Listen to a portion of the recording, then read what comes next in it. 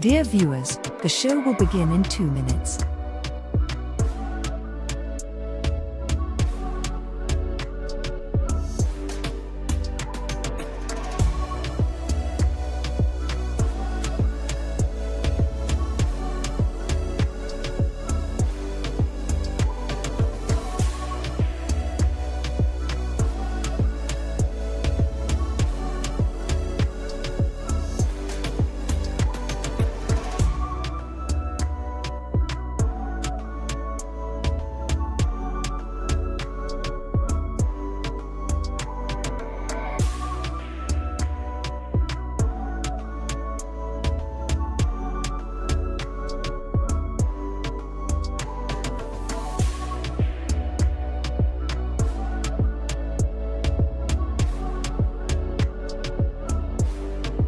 The show will begin in 1 minute.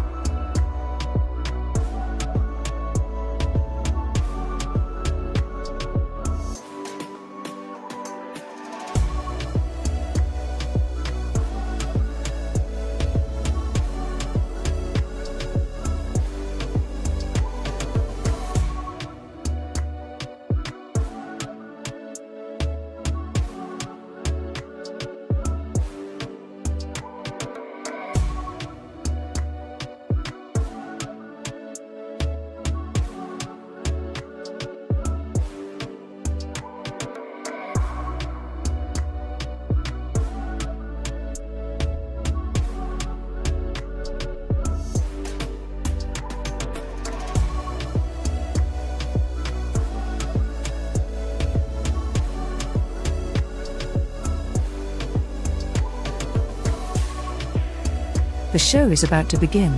Grab a drink, a snack, and please sit back, relax, and enjoy this show. Please like and leave a comment, and share this video.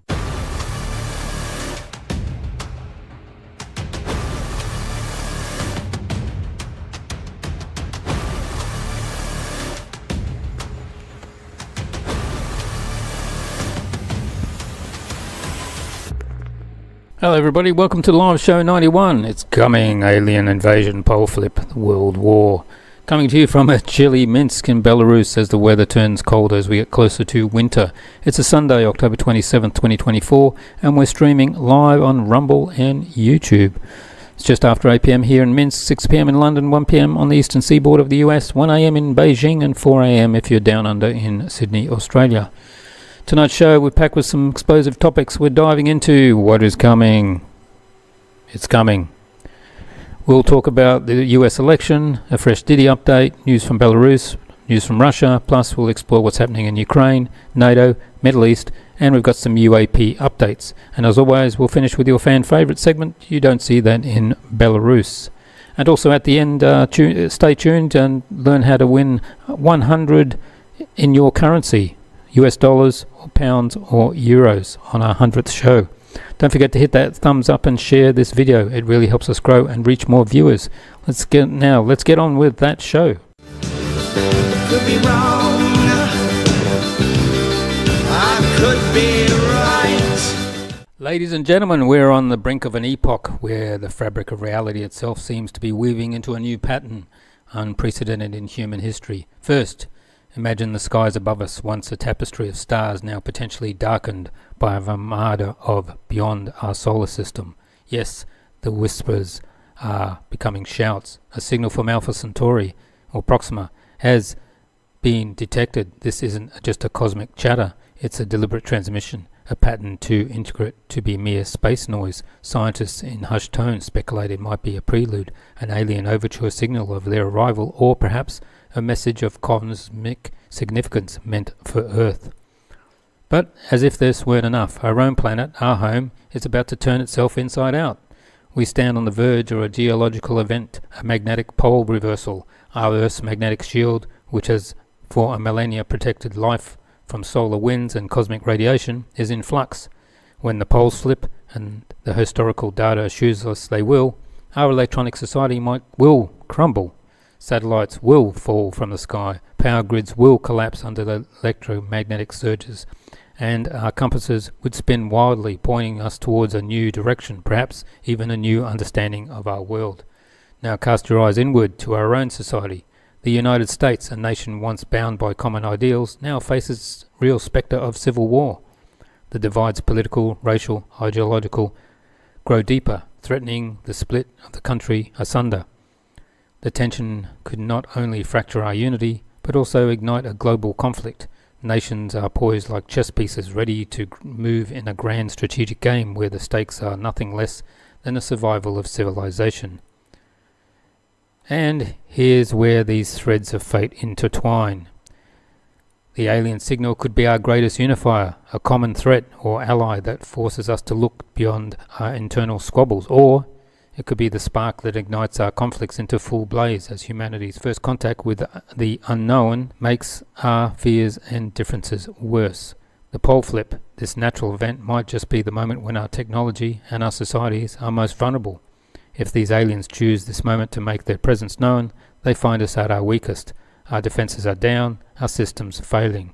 And amongst this, the potential for civil war or world war could be a catalyst brings humanity together against external threats, or leads us to our own self-destruction, with our own survival hanging in the balance. This maelstrom, the censorship sweeping across Western nations, adds another layer of complexity as we grapple with these monumental shifts. Our ability to communicate freely, to debate these existential questions, is being curtailed. The very tools meant to connect us are being used to disconnect us from truth, from each other, potentially leaving us blind to the face of these cosmic and earthly upheavals. We stand at the crossroads where the stars might speak to us, our own nation could tear itself apart, and the freedom to express and understand could be undoing or our salvation. The choices before us is stark: unite in the face of the unknown, or fall victim to our own internal and external conflicts. This narrative isn't just an invasion, upheaval, or war. It's a testament to human potential, to our resilience or our ruin. What will we choose? I could be wrong, I could be right. Leave a comment in the comments below. I could be right.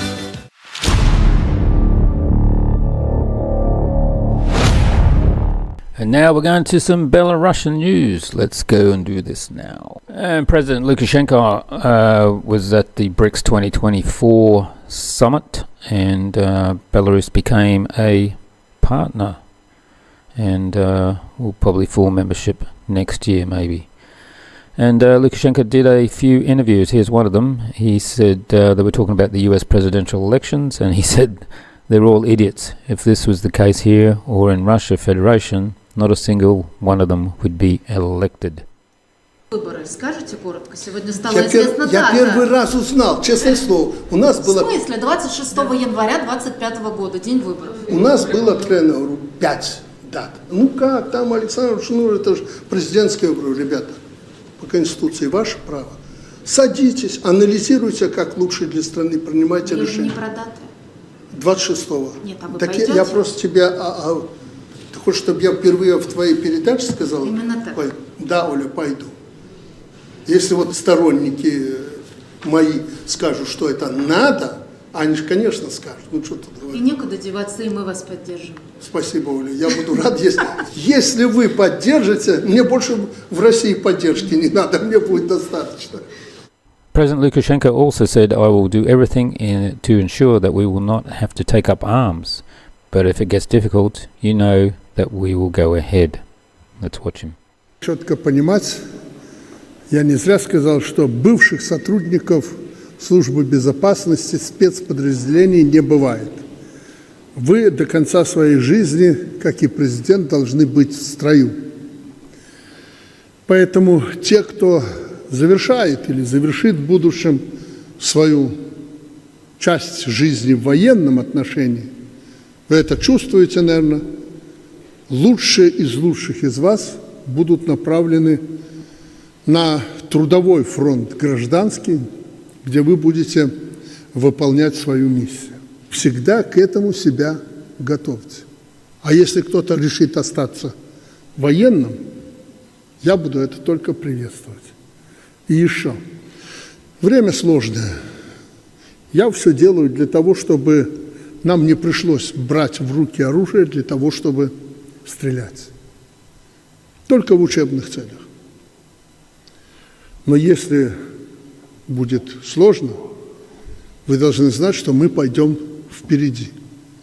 Вы пойдете впереди, в том числе и президента. Такая наша жизнь. Но давайте будем делать все, чтобы этого не случилось. Also at the BRICS 2024, President Lukashenko met the United Nations Secretary General and gave him a peace present.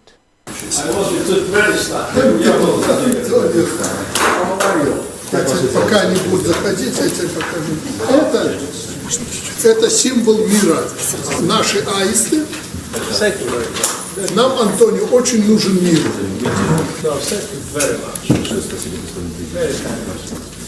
In an interview with the BBC, President Lukashenko was talking about negotiations between himself and the West, which lasted more than 4 hours. Let's listen. Сказали, что у вас были интересные переговоры, да? Интересные переговоры. Я вам не скажу, с кем. С представителями западных стран. Я знаю, что вы хотите сказать. Я вам не скажу, с кем. Потому что мы с этими людьми договорились, что это закрытые, конфиденциальные переговоры. Они очень осведомленные, толковые люди. Они попросились ко мне на прием. Я их принял. О чем тогда? О чем? Вот почти о том, о чем вы говорите. 4 часа шли переговоры. Там многие вопросы затрагивались вопросы конфликта на Ближнем Востоке. Я предупредил их, ребята, вы поаккуратней там с дальнобойными ракетами и прочее. Есть такой вопрос? Зеленский поднимает, дайте ракеты, я буду бить по Кремлю там и до Казани. Я говорю, ребята, вы поаккуратней, потому что к Путину могут обратиться, я пример привел хуситов. Вот хуситы приедут к Путину и скажут, дайте мне береговые комплексы, которые могут нанести страшный удар по кораблям. А если он в отместку, что вы поставляете Зеленскому дальнобойное оружие, поставит хуситам и будет поражен хоть один авианосец, английский, там, американский, ну, англосаксов и так далее, это как будет? Это для нас неприемлемо. Я говорю, я понимаю, неприемлемо, но и для Путина неприемлемо, если вы будете поставлять эти ракеты. Согласились, да, говорят, действительно опасно. То есть, прежде чем сделать какой-то шаг, надо понимать, что будет потом. Потом мы обсуждали проблему Китайской Народной Республики. Я предупредил их, как уже, извините меня за нескромность, не совсем опытный политик.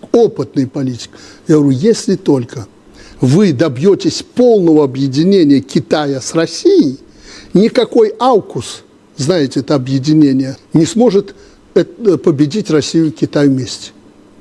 Эту проблему обсуждали. Я им сказал, они, вот Китай, технологии. Вы опоздали.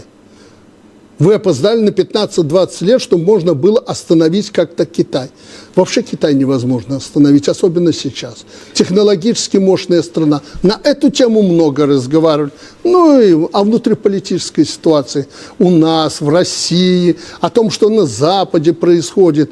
Мы обсудили многие вопросы, их интересовала моя точка зрения, я ее высказал. Ну, значит ли это, что вы заинтересованы в улучшении отношений с Западом?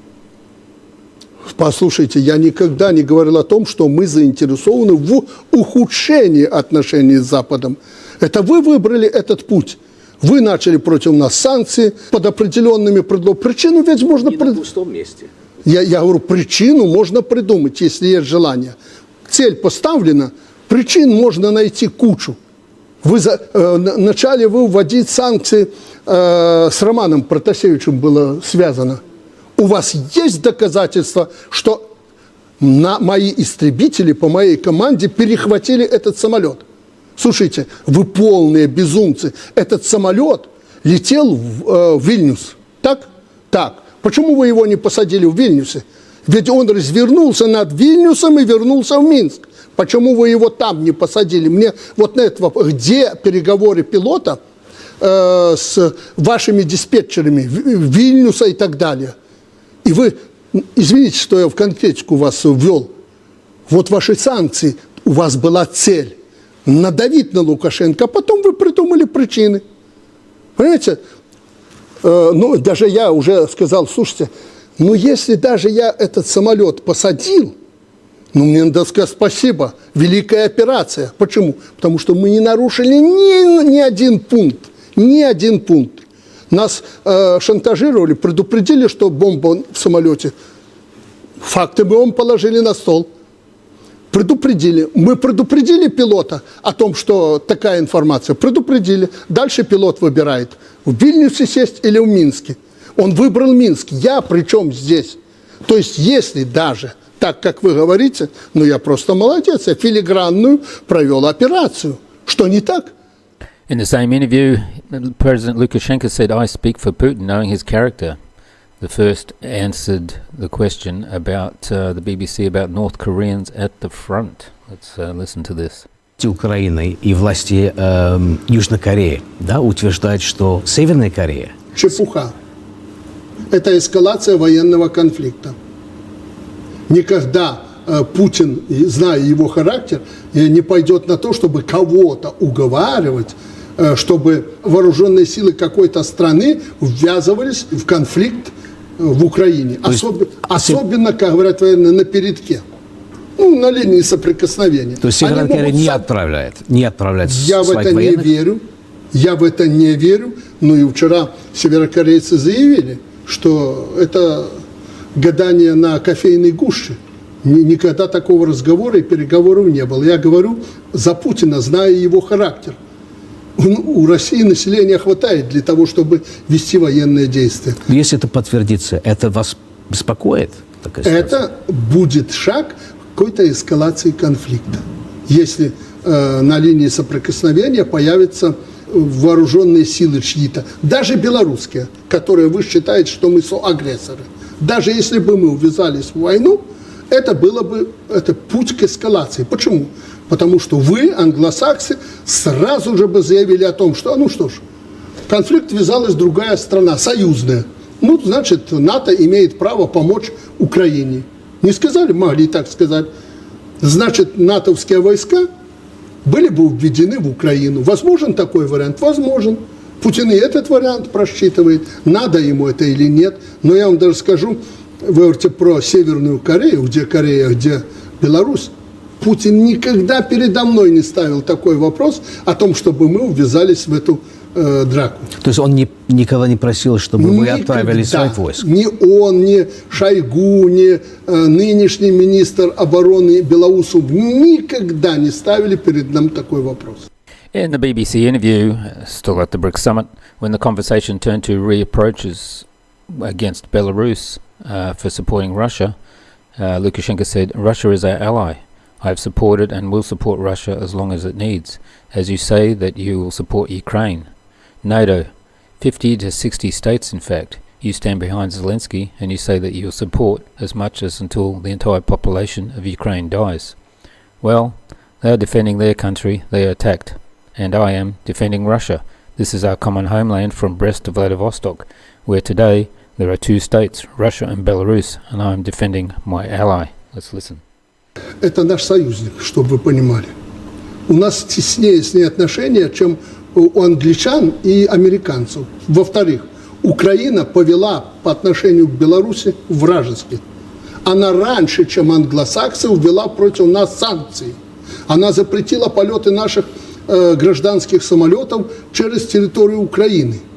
Она захватила наши подвижные составы железнодорожные с минеральными удобрениями. Она 75 большегрузов вместе с людьми арестовала. Она повела себя по-бандитски. Вы это знаете, мне пришлось проводить спецоперацию, чтобы освободить ребят, которых они арестовали. Мы их освободили, а 5 человек они убили. И расчленили, чтобы мы не поняли, как произошло, что они погибли. Это что? И вы хотите сказать, что я в обнимку с Зеленским в это время должен был быть? Россия нас союзник. Я поддерживал и буду поддерживать Россию столько, сколько ей нужно. Точно так, как вы заявляете, что вы будете поддерживать Украину, НАТО, 50-60 государств фактически стоите за спиной и говорите, что мы Зеленского будем поддерживать столько, пока не погибнет все население Украины. Ну, Вы меня в чем упрекаете? Они защищают страну, на которую напали. А я защищаю Россию. Это наше общее отечество от Бреста до Владивостока, где сегодня 2 государства, Россия и Беларусь. Я защищаю своего союзника. Юридически вы наши соглашения читали, знаете. Значит ли это, что любое решение российского президента... Не значит. Я понял, о чем вы хотите спросить. Не значит. Я сегодня президент Беларуси. Считаете вы меня президентом или нет, но это интересы моего народа. И я буду защищать интересы белорусского народа. Они абсолютно совпадают с россиянами. Интересы. Пока они будут совпадать, мы с Путиным рука об руку будем действовать. In Minsk, the Russian Defense Minister Belarus was talking about the nuclear threat in the world, and he said the growing involvement of Western countries in the conflict in Ukraine creates global risks. The desire to inflict maximum damage on Russia could lead to a direct military clash between nuclear powers. We cannot but respond to these threats. Changes in the military political situation have necessitated clarifying the principles of Russia's state policy in the field of nuclear deterrence. Увлеченность стран Запада в конфликт на Украине создает глобальные риски. Стремление нанести максимальный ущерб России может привести к прямому военному столкновению ядерных держав. Мы не можем не реагировать на эти угрозы. Изменение военно-политической обстановки обусловили необходимость уточнения основ государственной политики Российской Федерации в области ядерного сдерживания. Lukashenko said if NATO troops are brought into Ukraine, Russia can get the most dangerous weapons from the warehouses. Russia needs guarantees that having established a ceasefire, the West will not start delivering ammunition to Ukraine and rearming the Ukrainian armed forces, Lukashenko said. In addition, he noted that Russia will never use nuclear weapons, which are in Belarus, without the consent of the republic's leadership. Russia will not perish if Zelensky drops a dirty bomb on Moscow, but will respond in such a way that Ukraine will disappear, he said. Раньше говорили, что Путин разместил, Россия разместила несколько десятков ядерных боеголовок или ядерных боеприпасов. Ядерного оружия. Вот. Да, на территории Беларуси. Да. Как вы думаете, он готов их применить в этой войне? Путин никогда не применит то оружие, которое сегодня размещено на территории Беларуси без согласия президента Беларуси. Вы это четко должны понимать и представлять. And the Belarusian presidential elections have been scheduled for January 26, 2025, what happens to be Australia Day as well. So that'll be interesting. Here's President Lukashenko was asked, how do you think these elections will go? 5 лет назад, ведь когда были выборы в 2020 году, Запад открыто инспирировал всяческие процессы и даже массовые беспорядки, чтобы они прямым текстом заявляли, что они хотят вас свергнуть. Сейчас ситуация... Майк Помпео, бывший директор ЦРУ, и в то время, когда я работал, и он был у меня в Овану Лексусу, об этом прямо заявил, что у нас не получилось в Беларуси.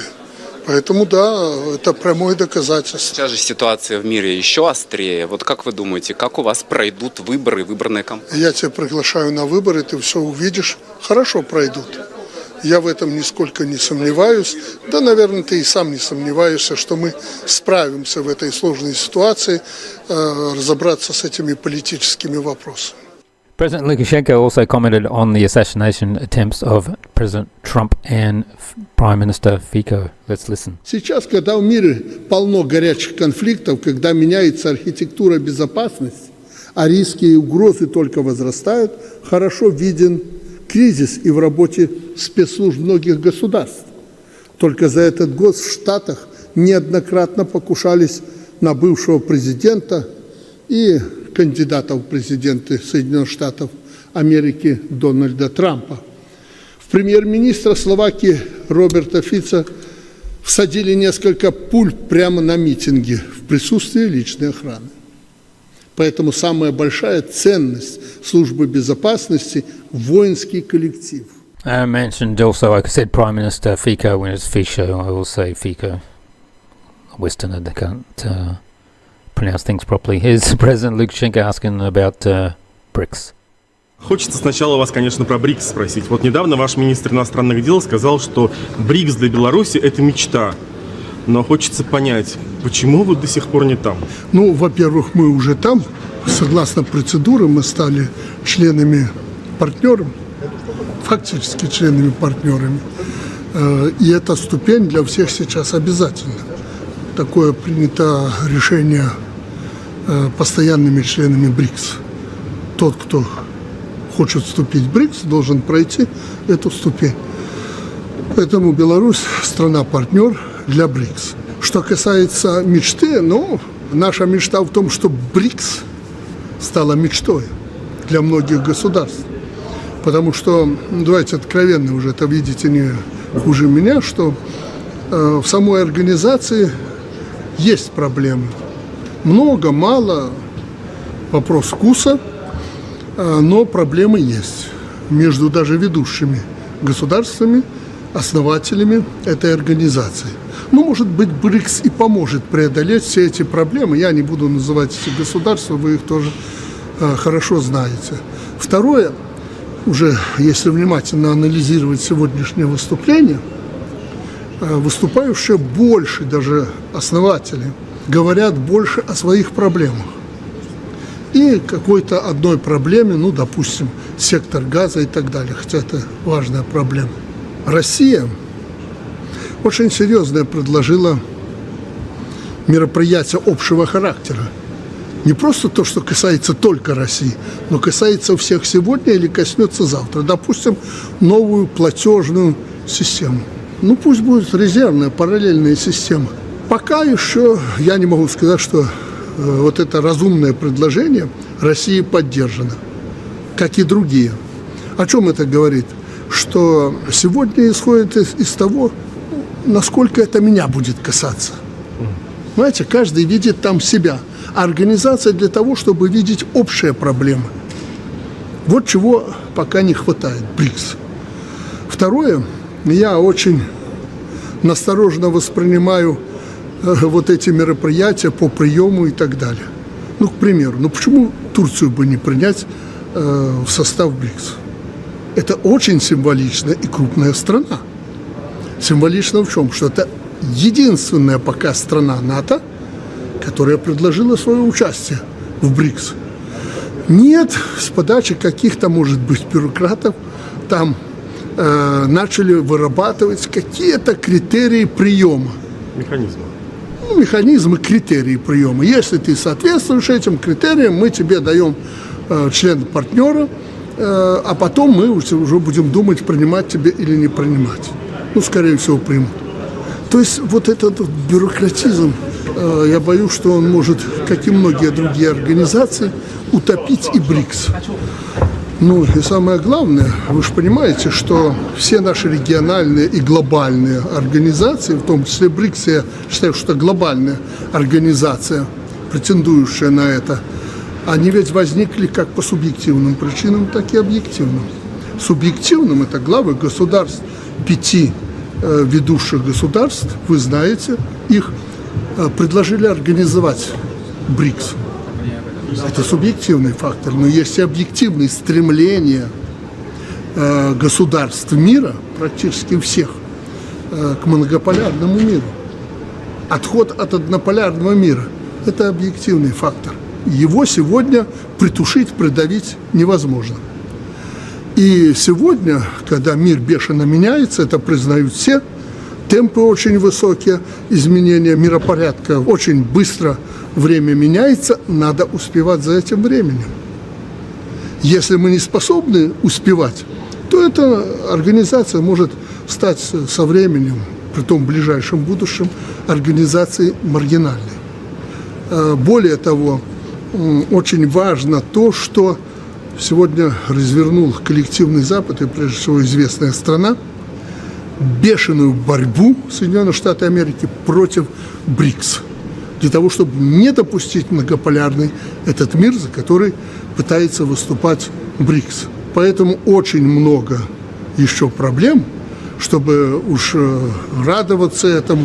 Ну, а министр имел в виду то, что мы не гигантская страна, мы не претендуем на какую-то гигантоманию. Мы с десятком государств, глав государств, встретились и переговорили о дальнейших путях нашего сотрудничества. И не надо ехать в каждую страну. Это очень важно, что мы повстречались с этими людьми. Это хорошая площадка для обсуждения этих вопросов. Мы ждем решения в БРИКС общих проблем, которые будут волновать все государства, а не только отдельных. On Friday that has just been, I went to watch a home game of Dynamo Minsk, who were playing Vitaz. The night started off with a show, and then the game began. The teams were evenly matched, and the end of the game, Dynamo Minsk won 2-1. You can see the game on our Rumble and YouTube channels. Please hit the like if you do watch that, and like it, of course. The next game is on Tuesday and then Thursday, which I'll be there, and you can see clips of the game on Telegram and X on the night, and the video the next day. Let's watch some of this.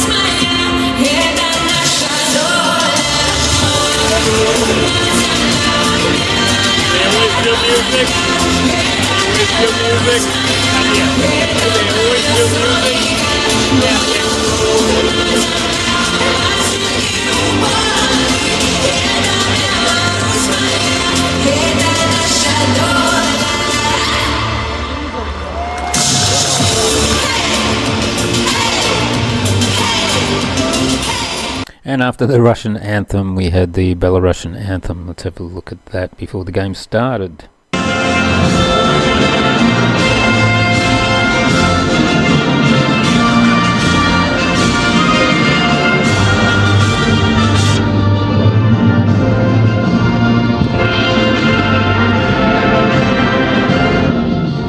Whereas the Americans have cheerleaders in on the field, they have them in the arena and between the people here.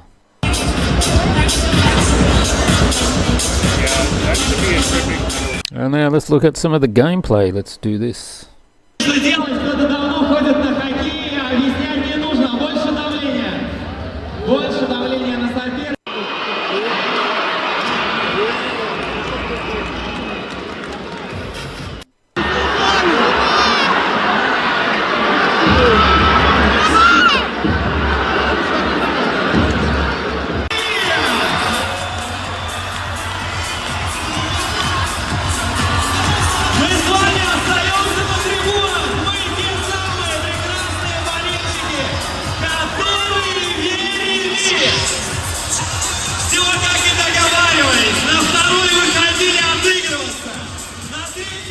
And if you want to see the game, as I said, go to our Rumble and YouTube channels, and the game is there to watch.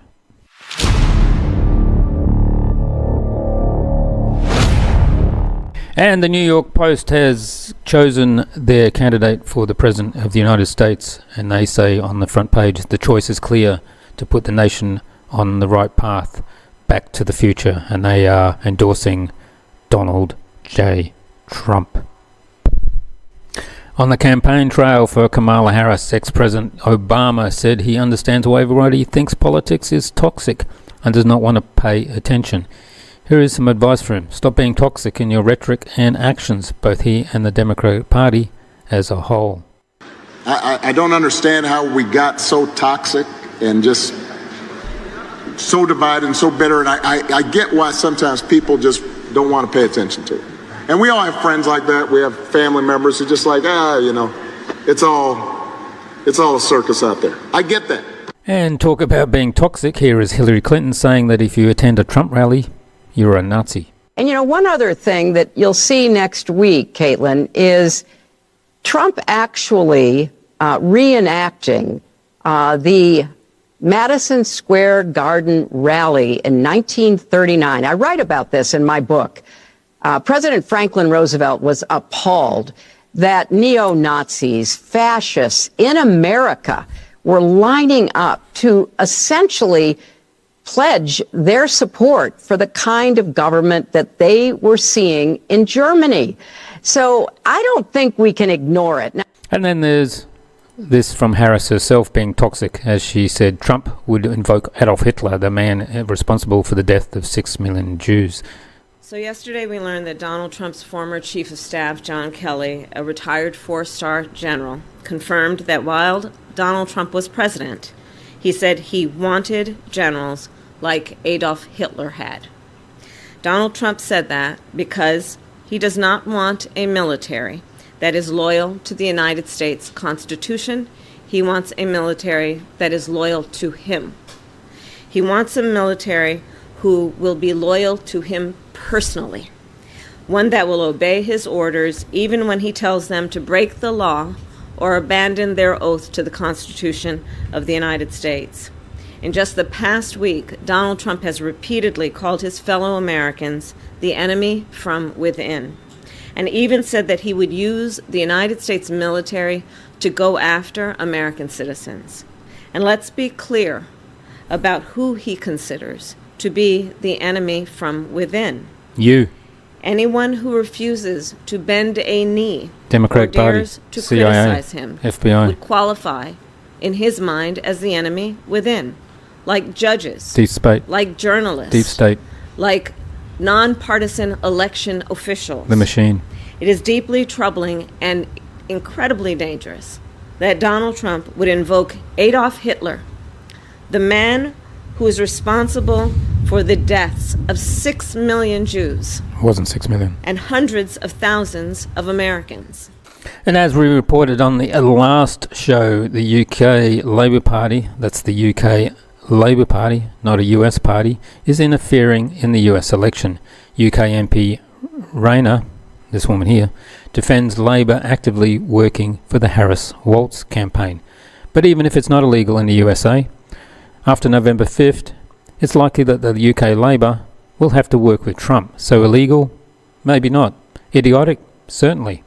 And besides that, do they seriously believe 100 Labour activists are going to make a difference? Especially enough of a difference to balance out the damage it might cause US-UK relations, hubris, lack of self-awareness, or just stupidity. But one does suspect that if these activists were Chinese, or Russian, or Iranian, working for the Trump campaign, it would be considered very illegal. And Trump has filed a complaint with the Federal Election Commission about Labour support for Harris and Waltz. As you can see here. It says, the British are coming. Trump Vance campaign fights Kamala foreign election interference scheme.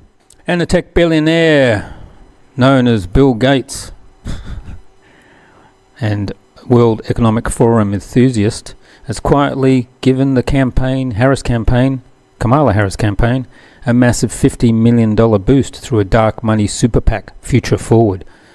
Although the donation was meant to remain under the radar, it was uncovered by the New York Times. This week, Gates explained his position, saying, "This election has unprecedented significance for Americans and vulnerable populations worldwide." His foundation has thrived under Biden's administration, with an endowment growing from $69 billion in 2020 to $75.2 billion in 2023. Gates also profited handsomely from the mRNA coronavirus vaccines promoted by the Biden administration, selling off shares in BioNTech as vaccine sales slowed in 2022. His foundation has held stocks in Pfizer, CureVac, and Merck Biotech well before the pandemic.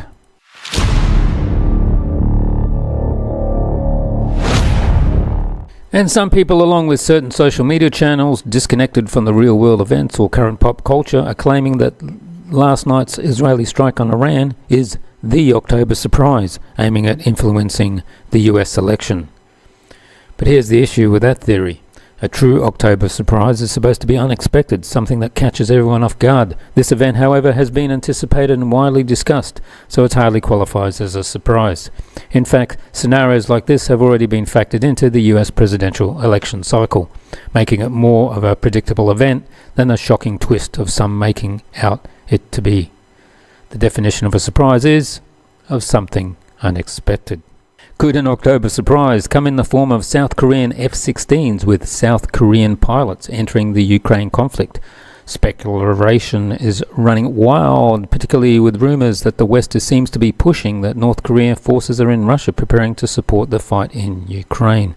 They're pushing. With the original plan to train Ukraine F-16 pilots hitting some obstacles, this possibility raises intriguing questions. South Korea, though not a NATO member, has pilots trained in NATO standards, making them highly compatible with Allied tactics. And since South Korea isn't part of NATO, their involvement could keep the alliance out of direct combat, sidestepping the collective defense obligations that would be otherwise triggered. The question remains, is this just speculation, or could we see South Korea stepping in as an unexpected player? Been deemed to be found false.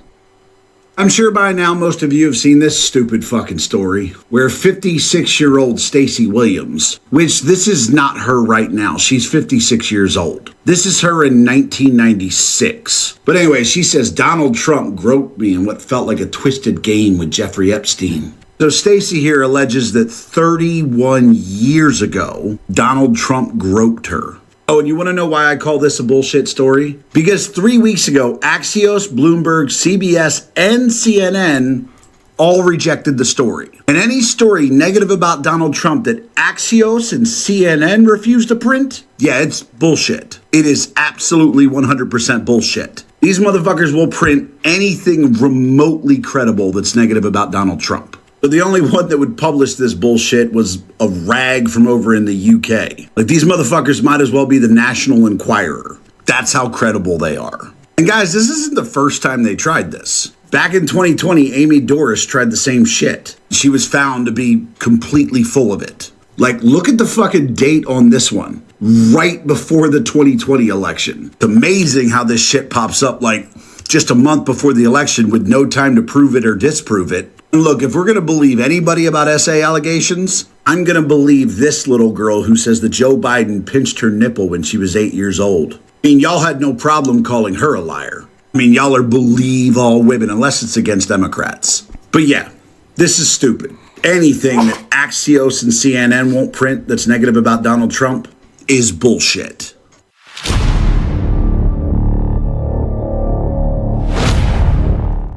And it looks like Germany has completely lost it. They aim to censor anyone with differing opinions. They aim to censor anyone with those opinions that they don't like. Germany's Vice Chancellor Habeck has a member who is a member of the Green Party wants to regulate X simply because Elon Musk supports Trump. What are your thoughts on this? Let me know in the comments. Let's watch him. Natürlich auch, die Wissenschaft ist auch bei X unterwegs, aber die großen Accounts, die großen Erfolge, die laufen immer dann, wenn man andere Leute beleidigt oder rumpöbelt oder das Schlechteste in einem sucht. Und ich will kein Hehl daraus machen, dass ich glaube, dass diese unregulierte Form von diesen sozialen Medien inzwischen nicht mehr akzeptabel ist. Wir können am Ende nicht zulassen als liberale Demokratien, dass Milliardäre, die in den USA Donald Trump unterstützen, mit ihrer Vorstellung von Kommunikation oder chinesischer Technik, die ja in China selbst verboten ist oder reguliert ist, den Diskurs in Europa definiert.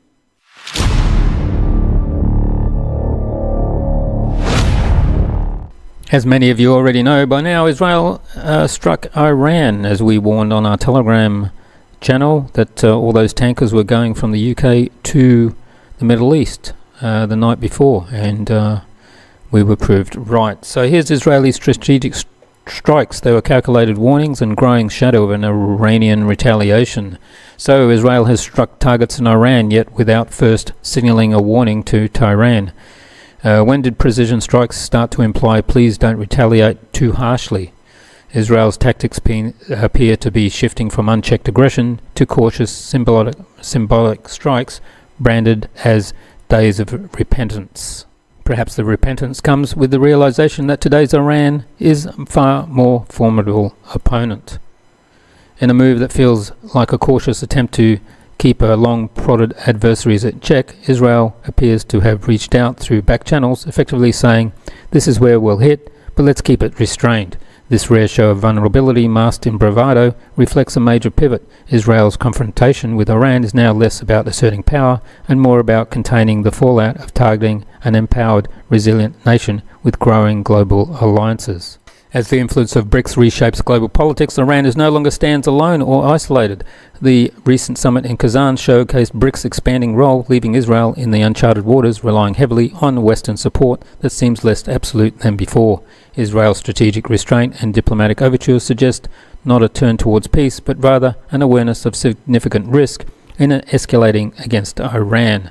From setbacks in Ukraine to hasty US exit from Afghanistan, and now Israel's precarious position in a pattern emerges of a global power struggle that feels increasingly fragile. Here's this video of the strikes and Iran's air defense system.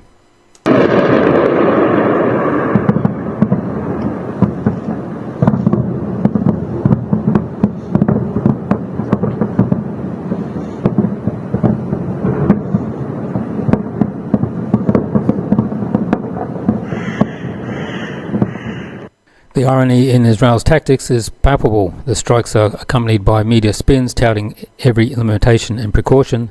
They target missile production sites while steering clear of critical infrastructure, moves that seem more about showing strength than courting real conflict. Netanyahu's biggest concern may be avoiding a severe response from Iran, Hezbollah, and the wider axis of resistance, particularly with Russia and China's eyes fixed on the region.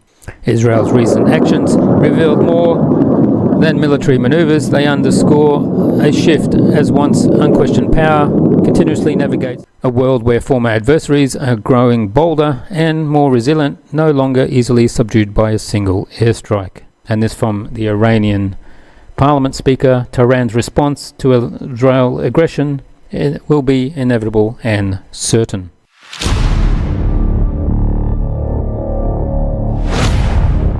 And there's more NATO expansion as the Arctic Circle is now in NATO's crosshairs. At what was meant to be a non-military gathering, the Arctic Circle Forum, NATO's military committee chairman, Admiral Ron Bauer, openly expressed NATO's apprehension regarding the growing military collaboration between Russia and China in the Arctic.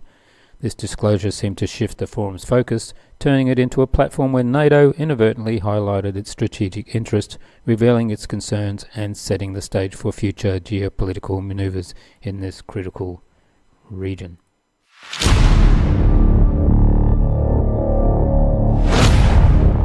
Hungarian PM Viktor Orban claims the West is facing a defeat in the Ukraine conflict.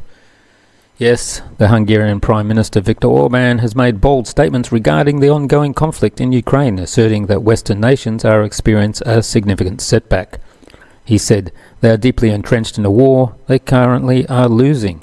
These countries, which have not tasted defeat since World War II, and with the exception of Germany, are now grappling with the unfamiliar sensation of loss, he said. He further emphasized Hungary's stance, noting that the country has managed to stay out of the conflict even as the rest of the EU was singing in harmony. Orban has previously critiqued what is described as Brussels bureaucrats for steering the West into what he sees as an unwinnable war, with the apparent intention to shift the conflict onto Russia.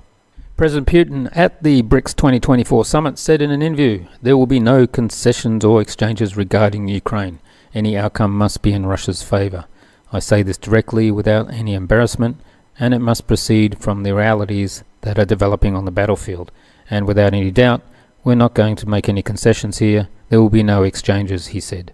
NATO membership for Ukraine faces opposition from 7 countries. Currently, several NATO member states, including the United States, Germany, Slovakia, Hungary, Belgium, Slovenia and Spain, are not prepared to extend an invitation to Ukraine to join the alliance.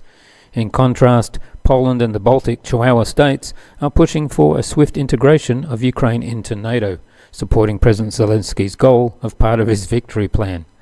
The US ambassador to NATO, Julian Smith, has noted the North Atlantic Alliance has not yet reached a point where it is ready to offer membership or invitation to Ukraine.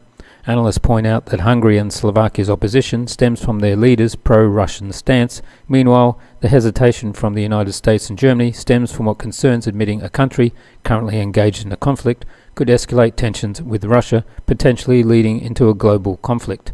Belgium, Spain and Slovenia, on the other hand, are taking a more reserved approach, avoiding significant statements on this issue. And Russia has been clear on its stance, with President Vladimir Putin emphasizing that inviting Kiev to NATO is not negotiable, either now or in the future, as it represents a core condition for any potential ceasefire agreements.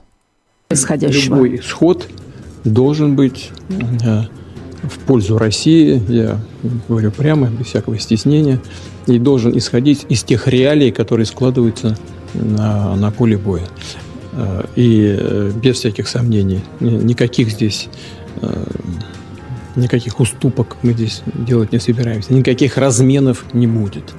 Мы готовы искать компромиссы, мы готовы идти на эти компромиссы разумные, но я сейчас не хочу вдаваться в детали, потому что предметных переговоров-то нет. Противная сторона же отказывается от этого. Вот мы сейчас с вами говорили о предложениях со стороны наших турецких друзей. Вот в Нью-Йорке, где проходило мероприятие по линии Организации Объединенных Наций, помощник господина Эрдогана Калын позвонил прямо из Нью-Йорка. Позвонил господину Ушакову и сделал предложение от имени украинской стороны. Мы согласились. А на следующий день глава украинского режима публично заявил, что вести никаких переговоров не будет.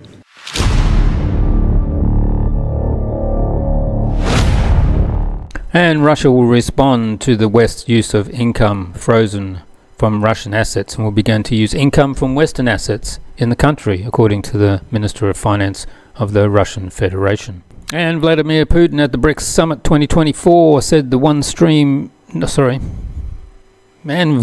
Putin at the BRICS 2024 said the one Nord Stream 2 pipeline still exists, but Germany does not want to turn it on for political reasons. So whole industries are moving to the US. The German government destroys the prosperity that was built over generations just for virtue signaling. До сих пор существует одна нитка по дну Балтийского моря, Северный поток-2. Ну чего стоит немецким властям? Просто кнопку нажать, и все пошло.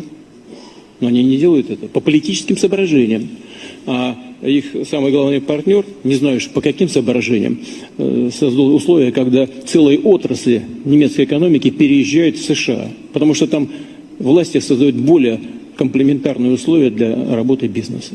И, первичный энергоноситель раза в 3, по-моему, дешевле, чем в Европе, а то и в 4. The main points of Vladimir Putin's statement in an interview with Russia One TV channel: any outcome of the conflict in Ukraine must be in Russia's favour and is based on the realities on the battlefield. Russia is ready to make reasonable compromises on the settlement in Ukraine. It is too early to say what the Russian Federation and Ukraine can agree on. There are no substantive negotiations. Russia should not relax in conducting a special operation and pay attention to talk about the enemy's fatigue. The West is beginning to realistically assess the situation around Ukraine and change its rhetoric towards Russia, which deserves praise. The degree of confrontation between Russia and the West has not yet decreased. The Russian Federation is conducting offensive operations along the entire line of the combat contact.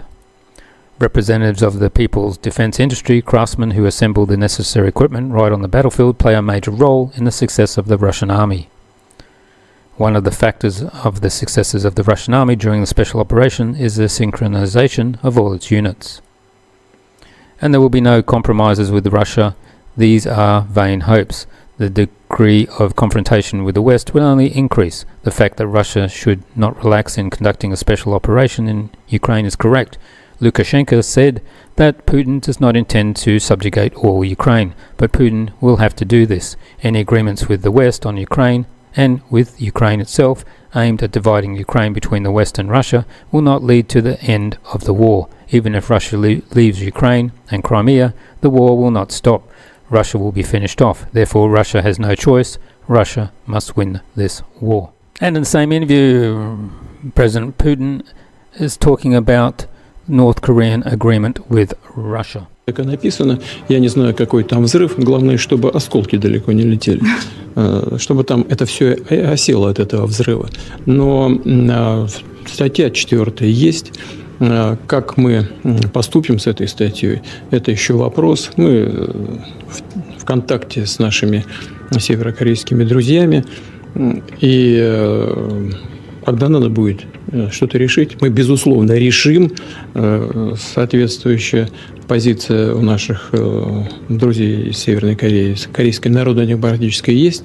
Но я хочу сказать, что это наше суверенное решение. Будем мы применять что-то, не будем, где, как, нужно ли нам это, или мы будем заниматься, допустим, только проведением каких-то учений, подготовкой, передачей какого-то опыта. Это наше дело. Так же, как нам все время говорят, что это дело той же Украины, как она будет обеспечивать свою безопасность с НАТО, без НАТО. План победы – это не только приглашение стать членом НАТО. Пусть не будет сомнений в том, что Путин не сможет это запретить. Ну, пускай этим занимаются, если им так нравится. Но мне кажется, что им все меньше и меньше это нравится. И чем раньше они осознают бесперспективность такого подхода в отношениях с Россией, тем будет лучше для всех, в том числе, а может быть, прежде всего, для них самих. Спасибо вам огромное. The US newspaper, the Wall Street Journal, which has links to the intelligence agency, says Elon Musk has been having secret conversations with Vladimir Putin. Peskov called the WSJ report that Putin and Musk maintain regular contacts an absolute lie. The Kremlin believes that such leaks are carried out as part of a fierce political struggle in the United States. And the Vostochny spaceport completes testing of a manned spacecraft servicing system. The launch of an Agra A5M with a new transport ship is expected in 2027. A set of equipment for servicing has already been tested at the cable fueling tower of the launch complex. It includes 3 rooms designated to prepare the crew for boarding the ship. The tests lasted a month.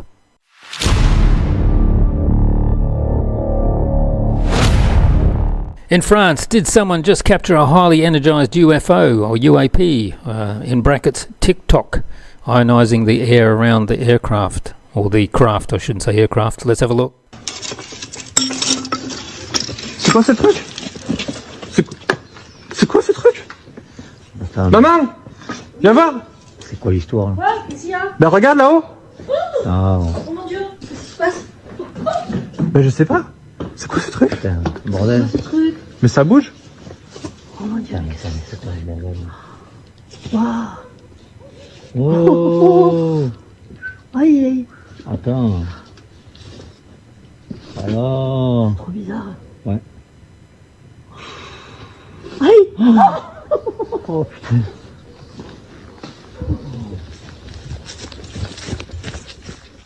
Looks like there's an ET signal from Proxima Centauri, confirmed by ESA astronomers, filmmaker and NASA.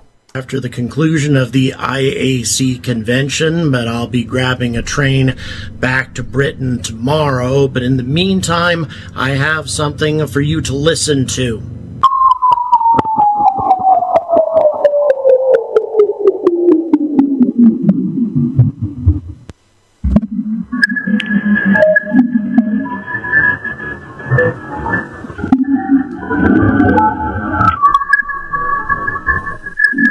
According to some very reliable sources, including some researchers with access to some extremely advanced equipment and also a NASA documentarian, this is the first signal that we have received from an alien civilization.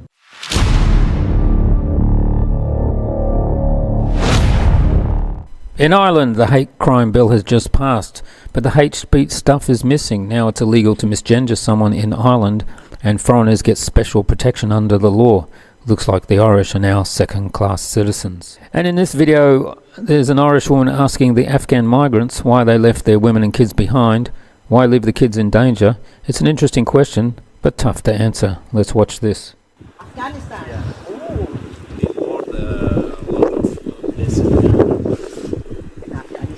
And why is it only your men that has come and no families with you? Because it's so difficult to bring a family with that way. We came here. So it's Well, you would, if you were fleeing a war, wouldn't you bring your family with you and whatever possessions you have? with the women and children, it's so difficult. Because Well, why would you flee war for your safety if your safety is in danger and leave your children there? Sorry, I told you we didn't have a time. So Did you like the hard questions?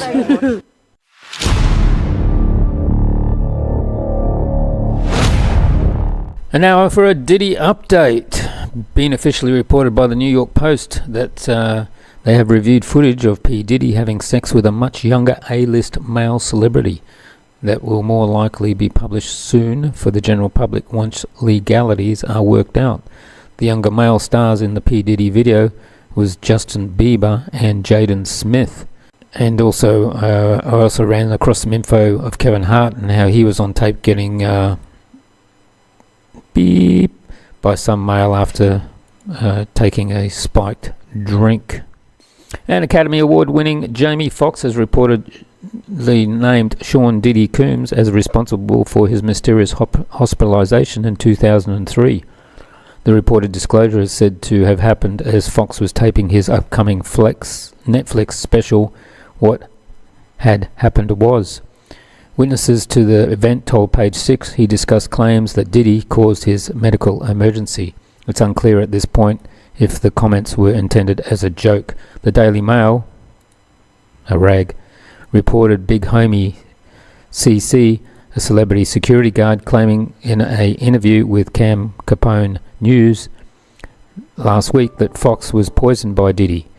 I know Coombs poisoned Jamie Foxx, and Jamie Foxx reported him to the FBI because of it. Jamie Foxx reported this man to the FBI because of this, he claimed.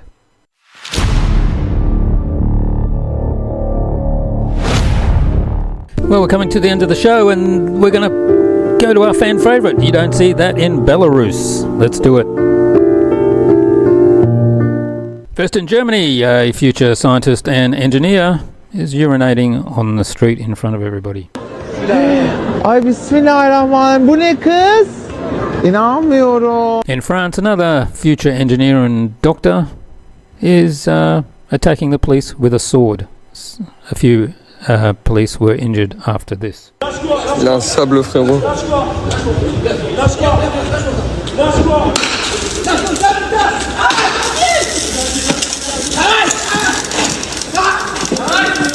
Wesh. Wesh.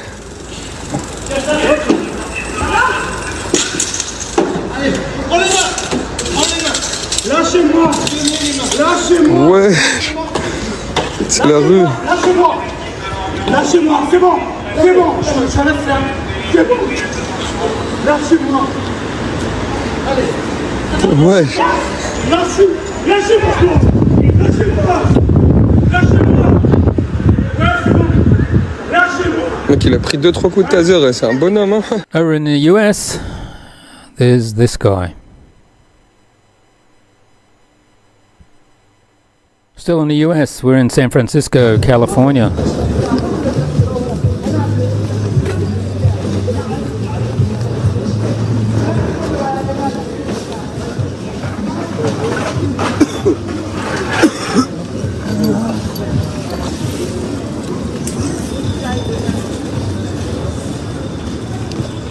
And further up north, we're in Seattle. Living in a third world country. I mean Seattle. The ghetto! The ghetto! That's short and sweet, and that's, you don't see any of that in Belarus.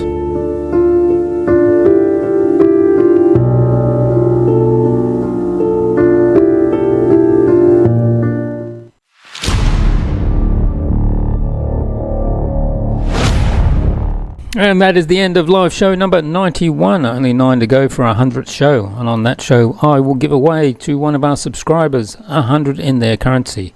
So if you're in the US, you will win 100 US dollars. In the UK, 100 pounds. In the EU, 100 euros. And if you're in Belarus or Russia, it'll be 100 US dollars. All you need to be is a subscriber on both Rumble and YouTube for at least 5 shows prior to the 100th. So you've got 4 left to subscribe to if you haven't. And we will randomly pick out one of those subscribers, and then we'll send it to you via PayPal. So make sure you've got an account on there, or if you're in Belarus and Minsk, we'll give it to you by hand. Thanks for tuning in. We appreciate it. If you can hit that thumbs up, it'd be great. Also, please share the video near and wide and on your social media to help this channel grow. And if you haven't subscribed, you need that to subscribe to win the money. Hope you liked the show tonight. We'll be back for the next show, so hopefully you come back and see that. Thanks again, and we'll see you on that show, the next one. Bye. I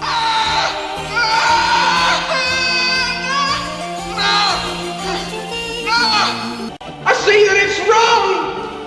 It's wrong because it's like against society!